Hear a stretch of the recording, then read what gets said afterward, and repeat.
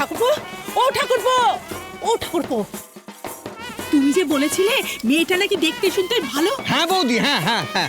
আমার কিন্তু সন্দেহ হচ্ছে, নিশ্চয়ই ওই মেয়েটার কোনো খুঁত আছে, তাই জন্য এত দেখুনদারি, জানো তো।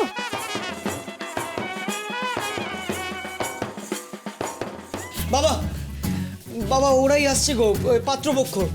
6 জন শ্বশুর শাশুড়ি একসঙ্গে এলো, মানে এসে পড়লো। দেখেছো কখন থেকে তোমাকে বলছি তৈরি হও, শুনলে আমার কথা? কি কি কি করি বলো তো, কি করি? পোশাকটা পাল্টাও আগে, গিয়ে যাও। হ্যাঁ, পোশাকটা পাল্টাচ্ছি। কিন্তু তোমার মেয়ে তো আবার দরজা বন্ধ করে রেখেছে। চলে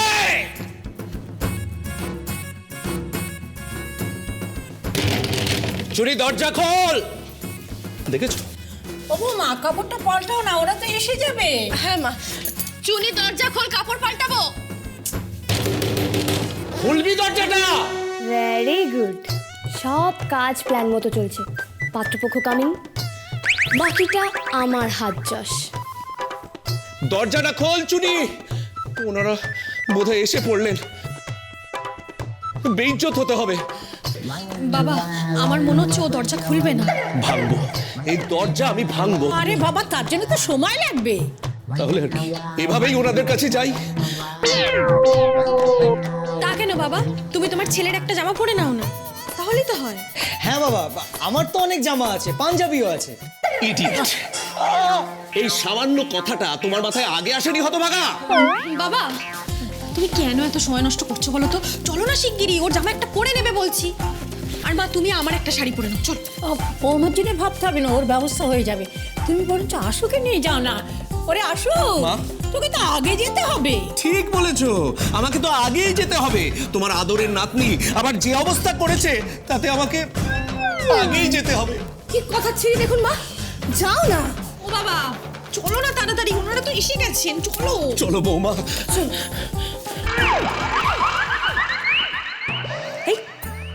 এর কাজ তো পরে করলেও হবে, পরেরটা পরে করব, এখন আগের কাজটা করি। সো নেক্সট মিশন, ঘরের লক্ষ্মী।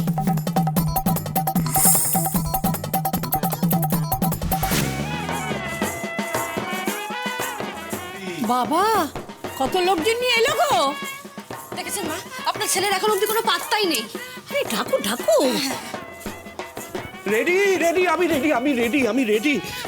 রেডি মা, আমি রেডি। যাও যাও যাও। ওরে বাপরে! আমিও যাই। হ্যাঁ, এই অবস্থায় আর কি করবো বলুন তো?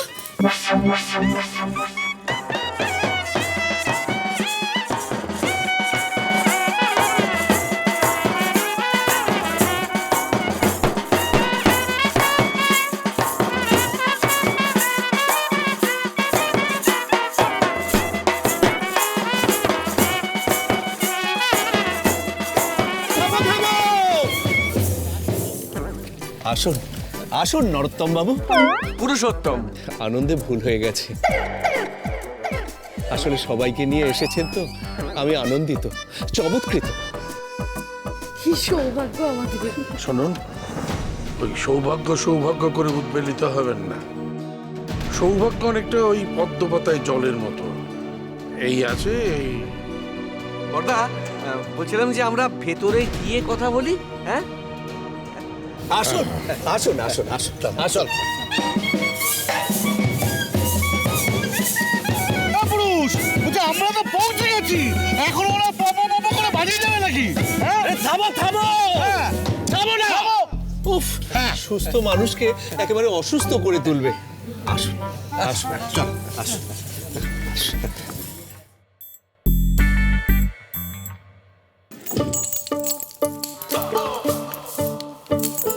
শুনে সব তৈরি, এবার তোকে যুদ্ধের জন্য রেডি হতে হবে।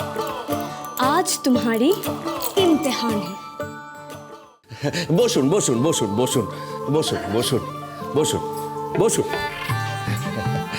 আপনারা সকলে এসেছেন, আমি যে কি খুশি হয়েছি কি বলবো। বসুন বসুন। বলছি, আপনারা সবাই ভালো আছেন তো? আসতে কোনো অসুবিধা হয়নি? এমনটা বলা যাবে না।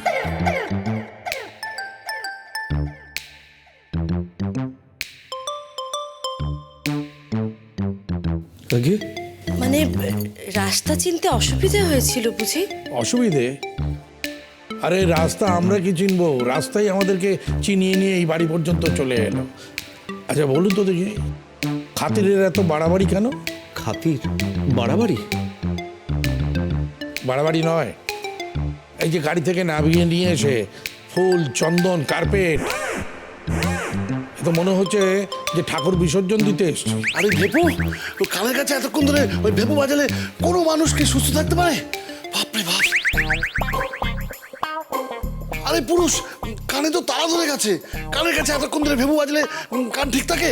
আমাকে আবার ইএনটির কাছে যেতে হবে।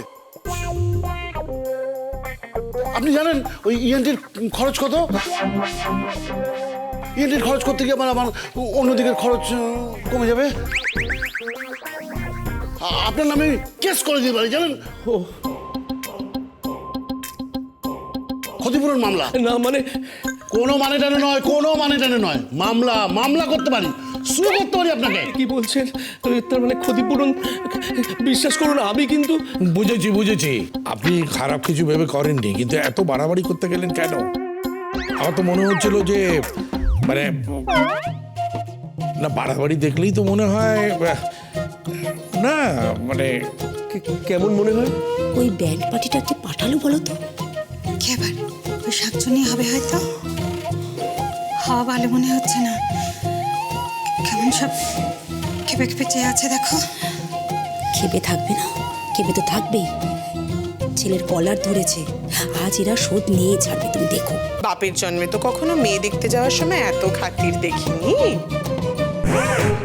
মেয়ে দেখতে আসতে এই বিয়ে ঠিক হলে না জানি আবার কি হবে। গাড়ি থেকে নামতেই একেবারে ফরেন থেকে আসা লোকেদের মতো ব্যবহার করা হলো। আমার তো অন্য সন্দেহ হচ্ছে। সন্দেহ? কিসের সন্দেহ? খুঁত আছে না? না মানে না বললে মানবো কেন? আমি বলছি নিঘাত কোনো খুঁত আছে। সেইটাকে ঢাকবার জন্যই এত বাড়াবাড়ি করেছেন, আমাদেরকে খুশি করতে চাইছেন। না না মেজ বৌদি, মেয়ের কোনো খুঁত নেই। আরে বাবা, আমি তো দেখেছি, খুব নেই। বিশ্বাস করুন আপনাদের কোথাও ভুল হচ্ছে। মেয়ের আমার কোথাও খুঁত বলে... থাক, আর বলতে হবে না। যদি থাকেও সেটা আমরা দেখে নেব।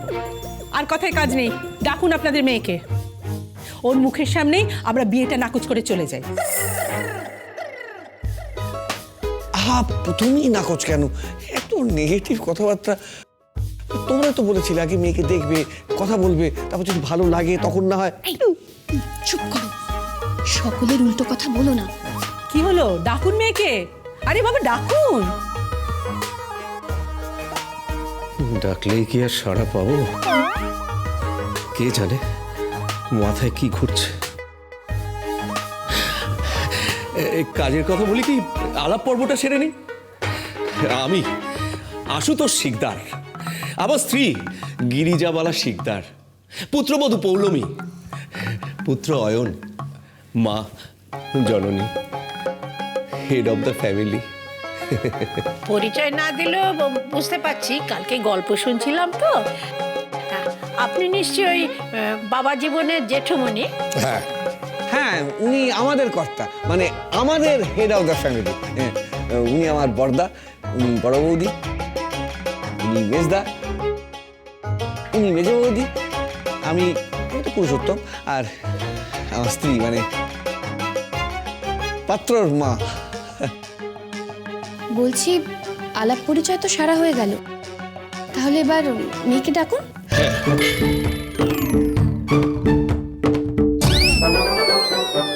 জয় মা, জয় মা, জোড়া পঠা বলি দেবো, উঠে দাও মা। এরকম ব্যান্ড বাজা বাজিয়ে কেউ ছেলের বাড়ির লোককে নিয়ে আসে? ওনারা কি ভাবছেন বলতো? নিশ্চয়ই তোর কোনো খুঁত আছে, সেটা ঢাকতে আমরা এত কাণ্ড করেছি। চুনি দরজা খুলবে নাকি দরজা ভাঙতে হবে? ওদের ঘরের লক্ষ্মীকে তুমি দরজা ভেঙে বের করবে, এটা দেখলেই তো বিয়ে ক্যান্সেল। হ্যাঁ, এসব ঘরের লক্ষ্মী টক্ষ্মী এসব কি? এখন যে মিশন ঘরের লক্ষ্মী, বেশি তাড়াহুড়ো করলে হয়ে যাবে লক্ষ্মীর পক্ষী।